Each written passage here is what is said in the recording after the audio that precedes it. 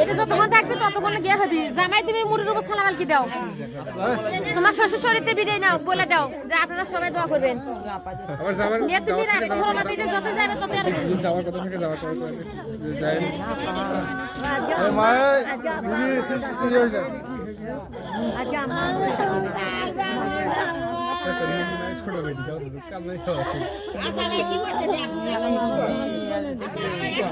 বাড়ি ছিল তো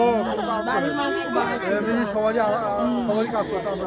মানে ভালো করে সবারই কম বেশি পাইছে সবারই কম বেশি পাইছে দেখে শুনে যাইও হয়েছে